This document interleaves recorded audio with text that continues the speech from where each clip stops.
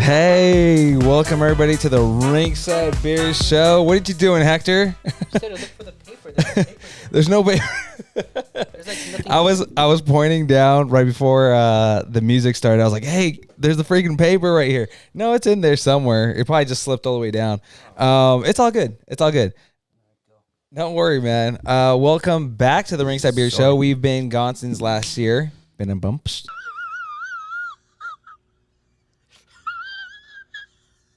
But, happy holidays, happy new year. We're all back in the studio. Well, not all of us. Smooth is out sick. Boop. We hope he gets well right away, so he's back here next week for everybody to listen to, you know? Sure. And we're here with Hector. Hello. Woo! Hector's back. Yay! All right, let's get... How exciting. How exciting, right? How was your Christmas? It was all right. Chill with the fam. Yeah? That's pretty much it. Dude. All right, so you asked me what did I do for Christmas. Let me say it for the podcast. Remember that? Yeah. Okay, so you knew that I went to Texas to go visit my brother. Yeah. And all right, so we go to Dallas, and we have Christmas. Everybody is there. His friends are there. Everyone's partying. Everyone's good. Yeah. And I drove there straight, which is going to be 24, 23 hours to get there straight. Like, I woke up and just drove. Yeah. All right. So I was like, all right, I kind of knew what I was getting myself into. Yeah. So I drove back. Yeah. And I was like, all right, so we wake up early in the morning, and I tell them, you know what, we should be getting back by like 12:30 at night, right? We should be getting home if we leave in the morning. So we leave, we're driving, we're making perfect time, and we get into Mesa, Arizona, and our tire just decided to explode. Oh. It's 10 o'clock at night, and yes, holy snakes, you know? Oh, bro, what the hell? Yeah, so it wakes up the kids. I'm like, oh my God, everyone's awake, and I'm like, all right, it's 10 o'clock at night, let me pull over. Yeah. We'll call roadside assistance for Enterprise because we rented the car. Yeah. And so I'm parking at this Arco. It is Ghettoville, all right? It is Ghettoville. So what happens next is 10 o'clock at night. My kids are scared. We have two crackheads that approach us. Not one, but two crackheads. I was like, are you kidding me? And so the kids are crying in the back. Sammy's kind of like freaking out a little bit. And we call roadside assistance. We're like, hey, we're over here. We need to get a new tire because our tire just exploded. Yeah. And he gets there. And then he puts on our spare, which I was kind of like, oh, I thought you guys would have brought a new one. I don't know why I thought that, but I was like, I could have just put it on myself and saved myself the hour time that I had to wait. Yeah. So then we call and we're like, well, we don't want to ride on the donut all the way to California because I was like, I was already determined. I'm already on 2 500 drinks. I was like, I'm ready to go home. I'm done. I could see the finish line. I'm like 3.5 hours away, 4 hours tops. Yeah.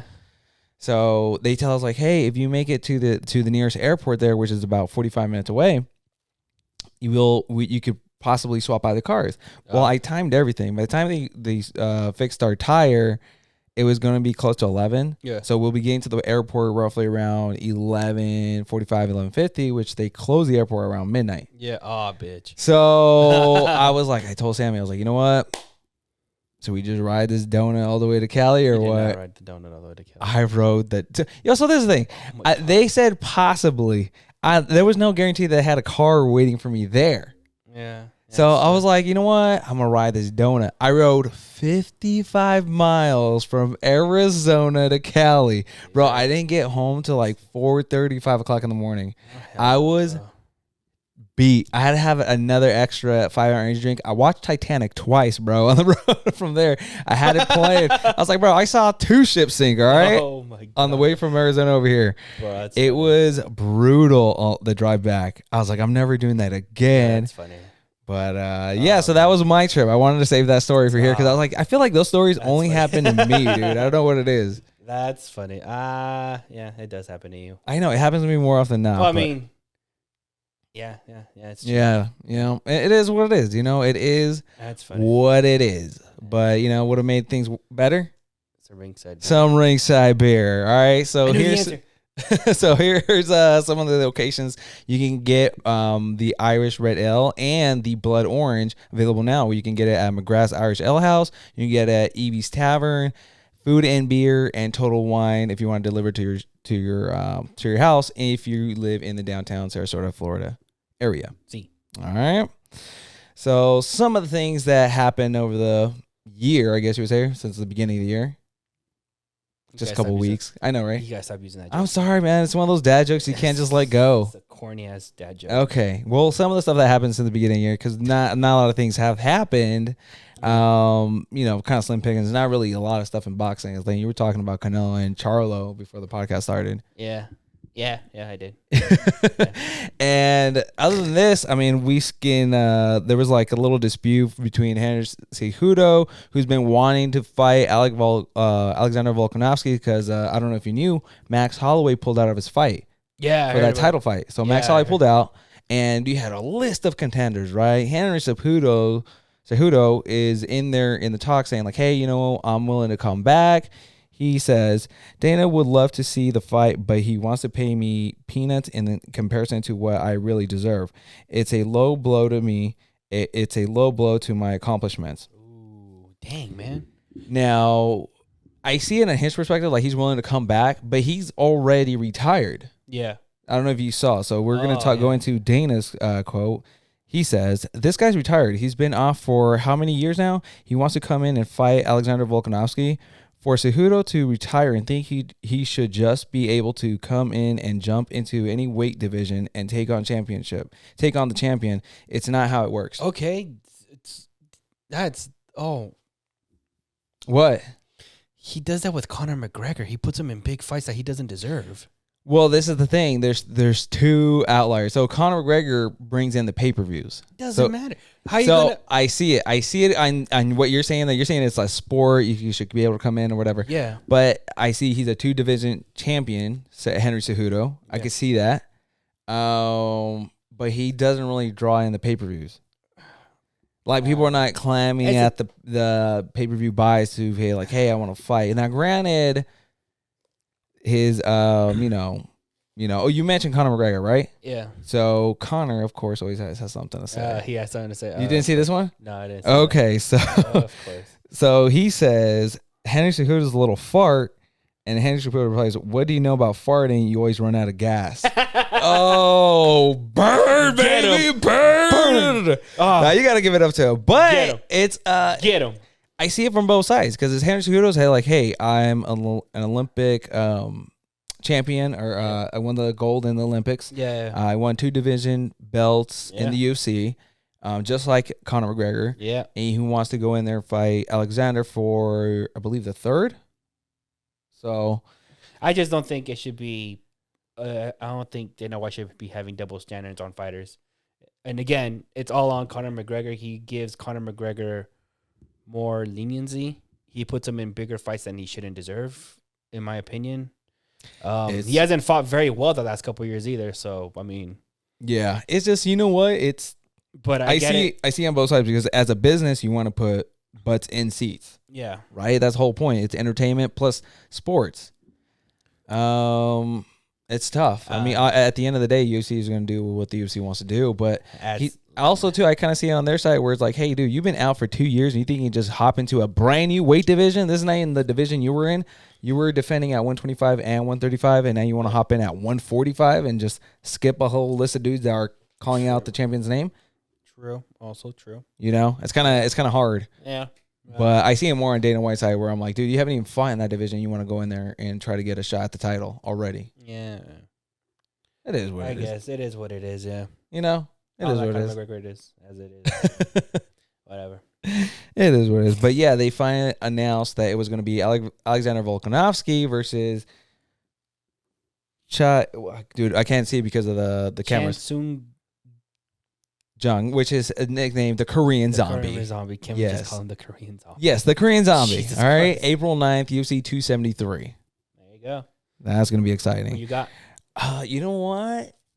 Alexander, because if I'm not mistaken, Korean Zombie was just complaining about a shoulder injury in December. Ooh.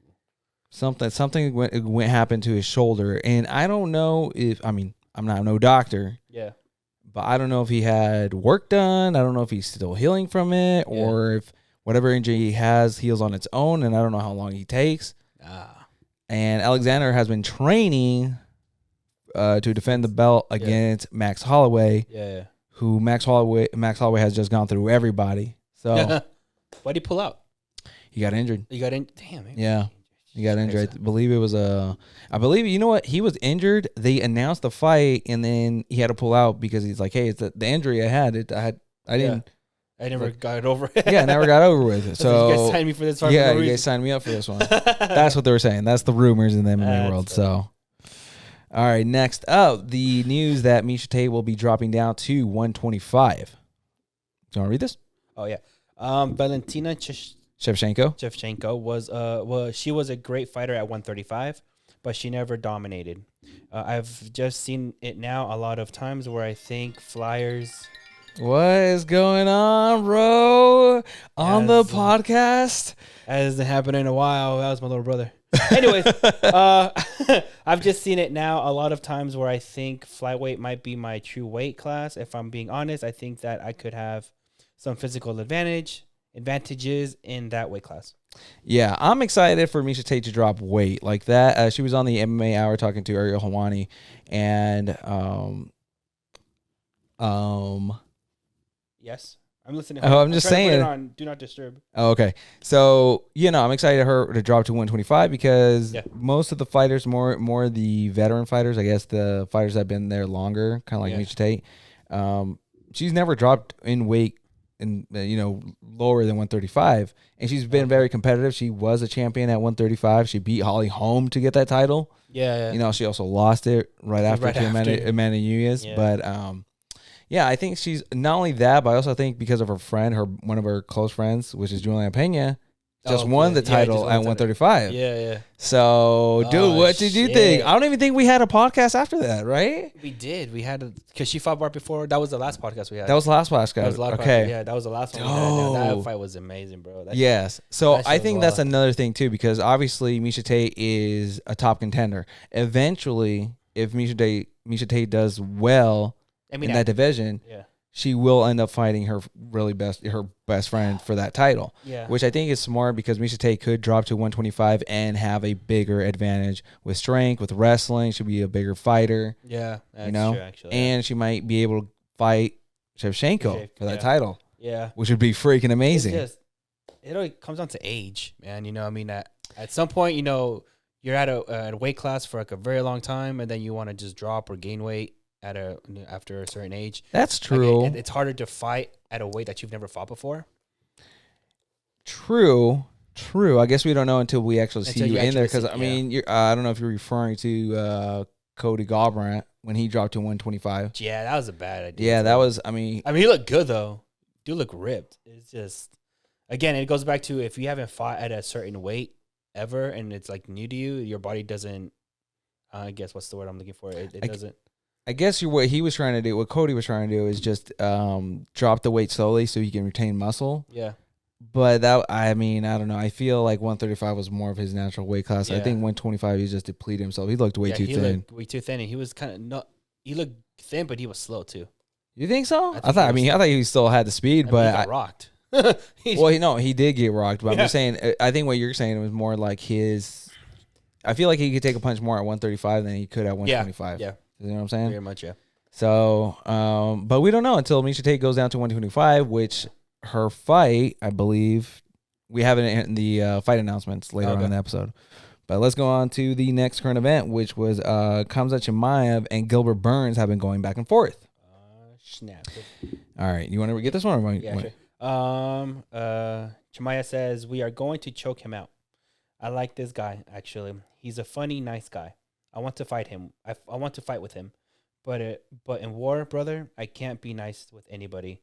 I want to eat everybody. Take my money. Take my belt. I'm so hungry." He doesn't have a belt. So, his English is a little shot. Yeah. Okay. But Gilbert Burns replies and says, "Make it happen, Dana White. I'm all in. 5 rounds in Brazil. Gorilla emoji versus wolf emoji. Let's grapple." Damn. I love this. I love how both of them want it. It could be a fight night or on a pay-per-view. I love it. Yeah, make it happen. It won't happen. The UFC is kind of like Warner Brothers and DC. They don't ever give the fans what they want. Oh, baloney! They don't give them what they want. The UFC gives. How much you want to bet this won't happen? How much you want to bet this fight won't happen? Look at. Bet me right now. We'll go into finals. I bet you whatever you want. $20. This fight does not happen. What, this year? Yeah.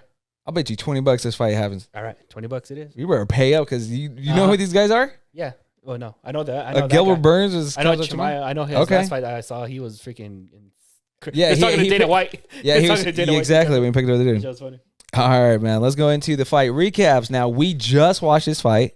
I watched it. This is my second time, but but Kattar versus Chikadze. Chikadze. Jija Chikadze. Just say the last name, dude. I am practicing, my dude. All right. Say the last name. But this was a UFC fight night out in Vegas. I mean, it was all right. I think, bro, you are crazy. This fight was good. Okay. It was like the last round that was better than all the other ones. I mean, the dude was working. Kattar, right? Yeah, Calvin Kattar. Kattar was the one doing my work, obviously. But I mean, I guess if I had to scale it on a 1 to 10, I'd give it like a 7.8. Oh, you're out of your mind. All right. I hope the fans lit you up in the comments.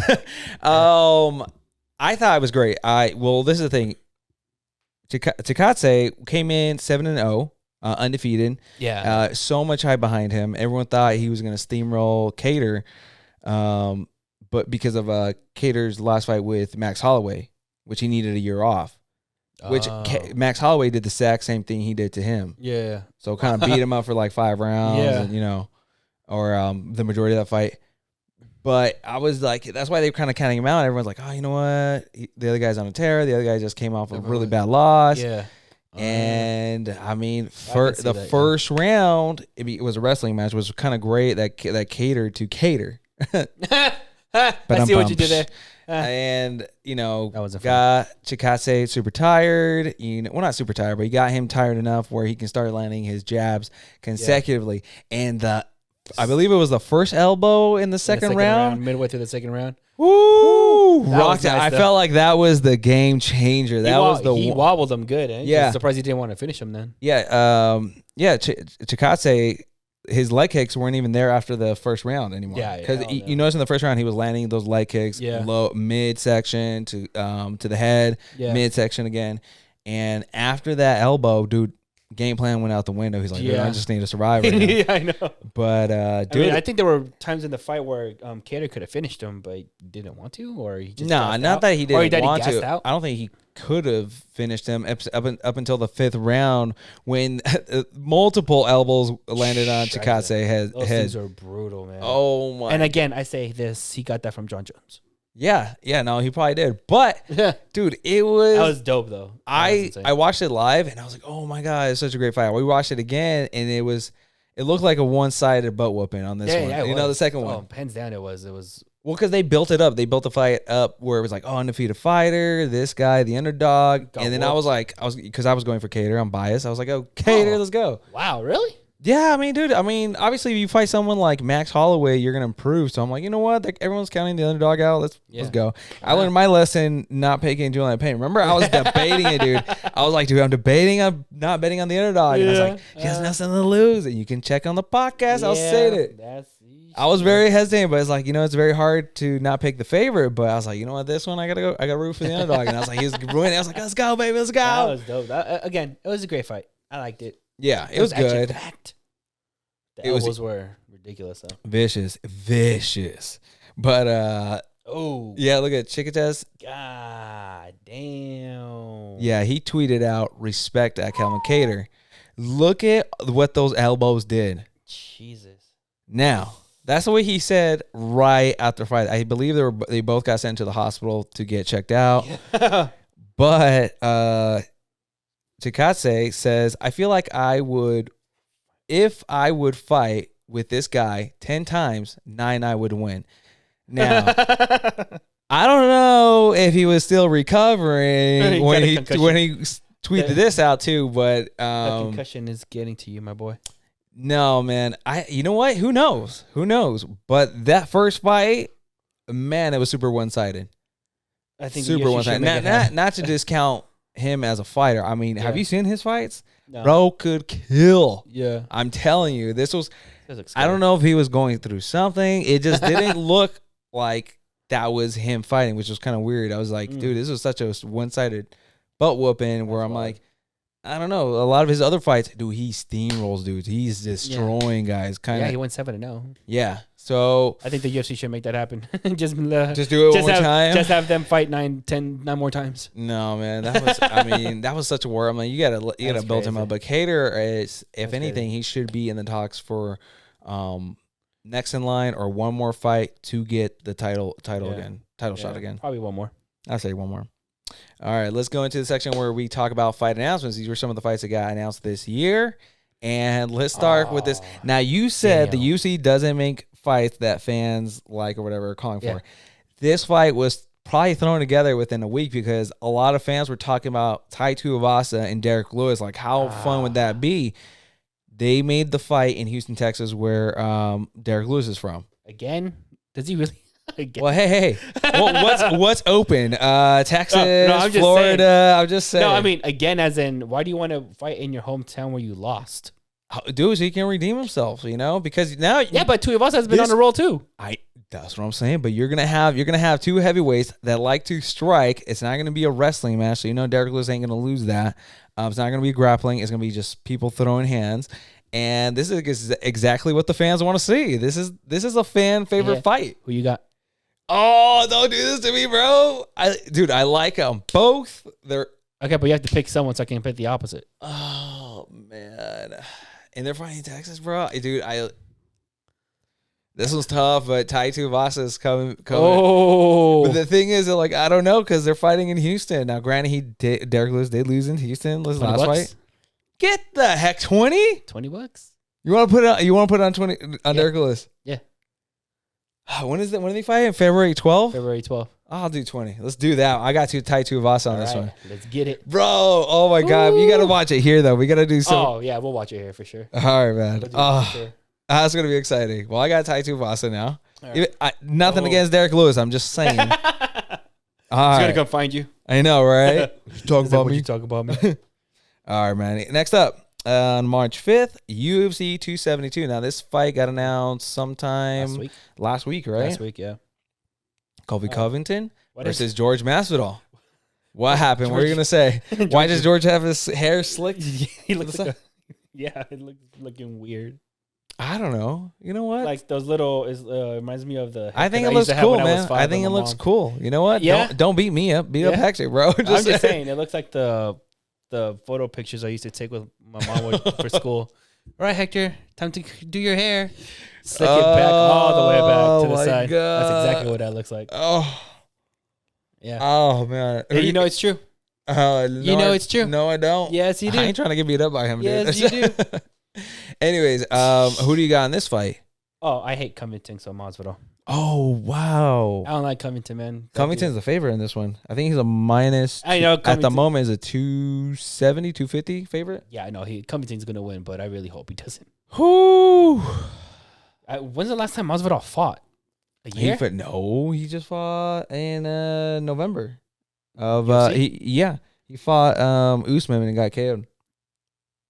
That was his last fight. Oh, yeah, that's right, huh? Yeah, that's right. Oh, damn. Damn, Usman sloppy seconds? Both of them? Scheiße. I still got Masvidal, though. Oh, my God, man. I hope, you know what's crazy? We're going to meet some of these fighters at one point. Probably. I just told you. I just talked to one of the MMA fighters today. And I'm not going to talk shit on him because I don't know him like that. But you know Masvidal like that? Yeah. I know him. He's my bud. I can talk shit. You guys talk shit on him all the time about how he got lucky with one knee. What? And that's the only reason why he's relevant. Oh my God, dude. Actually, that was me. You can quote me on that. Yeah, you can quote. That a couple months ago. I ain't talking. I never talk smack about him, dude. All right. Next up, this will be a Bellator fight on May 13th. Michael Venom Page. Now you got to help me with this one. Yaroslavl Amosov. Okay. Amosov. Okay, one, I'm not Jason.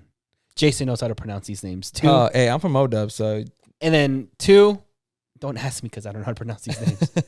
But anyways, Michael Venom Page finally worked his way back to be the number one contender to fight for the title that he lost.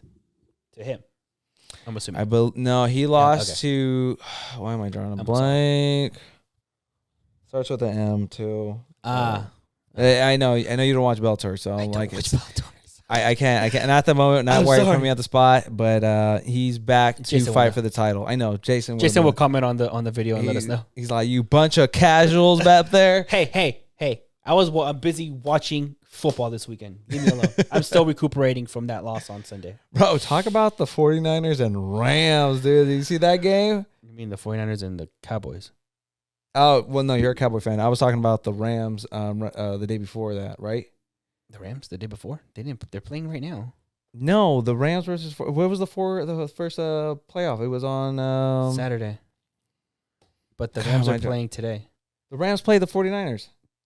Am I crazy? Yes, you're crazy. The Dallas Cowboys played the 49ers yesterday, fool. Yeah, I know it wasn't yesterday. I'm saying playoffs started on Saturday. Dude, what was the game that so it was last week then? It was the 49ers where it's the Rams Oh, yeah, the Rams and 49ers last week? Yeah. Okay, that game. 49ers. Never mind. Yeah. Okay, jeez. Hey, I just thought that game was really good. 49ers versus Rams. Yeah. So what happened to Cowboys? They're out? Yeah, they're out. Yeah. As usual. God. Yeah. I mean, is there any surprise to that? No, I'm not surprised at all anymore. I'm not surprised, motherfuckers. I mean, we had a good season. Well, we had a good run, man. We had a good run. I can't even say can't wait for next year because every time I say we can't get him next year, we don't get anybody next year. You fumble the ball. Yeah. We didn't fumble. We just choke. It's all right, man. It's all right. Let's go to the next fight announcement. Lauren Murphy versus Miesha Tate. This is going to be Miesha Tate's debut at flyweight at the 125. She already fought once, but okay. This is 135. Yeah, so this is the first fight where she's dropping down. Okay. And Lauren Murphy, I believe she just fought Shevchenko in her last fight. I'm not 100% sure. I think her last fight or 2 fights ago, Lauren Murphy just fought for the title. Oh, okay. Yeah. Obviously she lost, but this is a good stepping stone for Miesha Tate to see where she's at in that division. She's gonna be huge though in that division. Maybe. I think her wrestling will be a huge advantage, but you never know. Yeah. You never know. Yeah. All right, which leads us to this fight this weekend.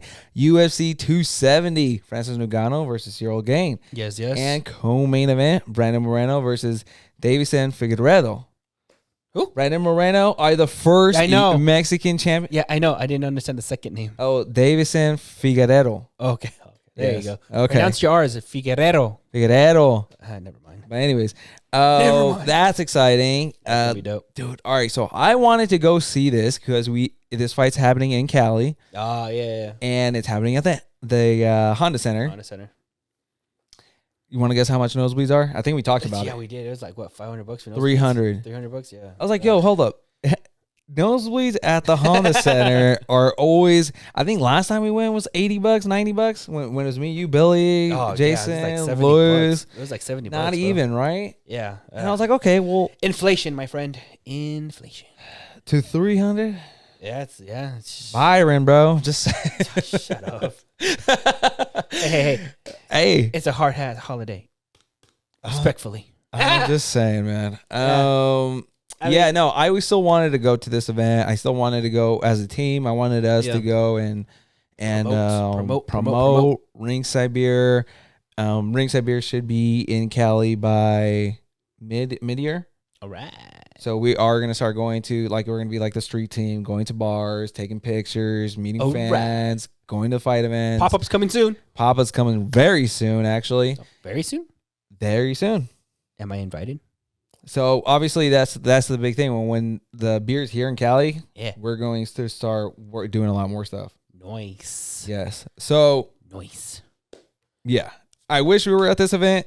I wish tickets would have been a little bit cheaper because they haven't even sold out. They still haven't sold out. I'm like, yo, that arena's not that big either, so it's not that big. So it's like that kind of should tell you something. They say it's sold out, but you can go on Ticketmaster and still buy tickets. Yeah, it's not sold out. Who you got in this one now? Oh, all right. So let's go into the co-main event first, and then we'll talk about the main event. Yeah. Co-main event: Brandon Moreno, first Mexican champion ever in the UFC. Yes, sir. Born from Mexico champion. Let's go, baby. Versus Davison Figueiredo. I'm going for Brandon Moreno. Yeah, I'm going from Brandon Moreno. Like I got to. I can't. Yeah, even though for la raza, baby. Even though I think Figueiredo is going to come back stronger. Yeah. I'm still giving the nudge to Brandon Moreno. I'm still giving him like, hey, he's going to retain this belt for a while. Like, you know. Yeah. I hope he hasn't. But I do believe it is going to be. I think that fight, the co-main event fight, might be better than the main event. Ooh. Like as far as technique wise, I think is gonna go. It might go I would say fourth round. Really? I feel like someone's gonna get submitted, and I think that the way the second fight happened is how the third one's gonna go again. I think something's gonna happen where I'm like either submission or the fight's gonna get finished early, but it's gonna be a back and forth, and then I believe Brandon Moreno might finish the fight in the fourth. All right, let's go. Yes, just because I feel like he just got the belt, he knows it took him so long to get there, and now he has like a new goal to say where I'm like, hey, I'm gonna fight be the champion for a while. Oh yeah, you know. Oh yeah, and if he's training with Canelo, you know for a fact he is. Right, he did train for Canelo for a little bit. Yeah. Yep. So that one's exciting. I'm looking forward to that specific fight out of the entire card. I was like, I'm looking for the co-main event. There you go. But then let's go into the main event. Ooh. Francis Ngannou versus Cyril Gane. Francis Ngannou, this is his last fight on the UFC contract. So we were talking about that before because you had sent me something like, hey, he doesn't want to fight out his current deal, or he doesn't want to fight under his current deal, which I believe now we know that he wants to fight out his UFC contract. He doesn't want to get paid $500,000, $600,000 to fight per fight. Yeah. He wants to make more money. He wants to make way more money with Tyson Fury. Obviously, Tyson Fury is entertaining that fight because if Francis Ngannou wins with a vicious KO, you know, they set up a super fight where it's Tyson Fury versus Francis Ngannou. Yeah. And he will be a free agent at that point. I believe the UFC will still have 6 months to give him offers and try to buy him back. Yeah. I think it's under their contracts. I believe that's so. And Tyson Fury, you have Anthony Joshua. You start, you know, just Ngannou wants to make more money. That's it. He wants to make just as much as boxers make. Yeah, and again, I don't like Jake Paul. People know I don't like Jake Paul. But his stance on UFC fighters getting paid what they deserve to be paid. You have to give him. My man's got a point. Yeah, he does. Yeah, he does. Got a point. Yeah. Okay. You can't hate on the dude for so long, man. He actually. No, I hate him. But I'm just saying, dude. For me, I'm like, dude. He's box. He tried to fight the Fury brother. I'm trying to think of his name. Tommy Fury. Which is still going to happen, by the way. You think it's still going to happen? Oh yeah. It should happen, but. Oh yeah. But we'll see. I'm guessing like summer. We'll see. Hopefully. We'll see. Jake Paul's been training leg kicks apparently because he wants to fight in MMA. Did you see that? I want him to go to UFC. He wants to go sign a one-fight deal and fight George Masvidal. He's gonna get You're telling me you won't pay pay-per-view to see that? I mean, I would love to pay for that and to see these guys get knocked. Hell yeah.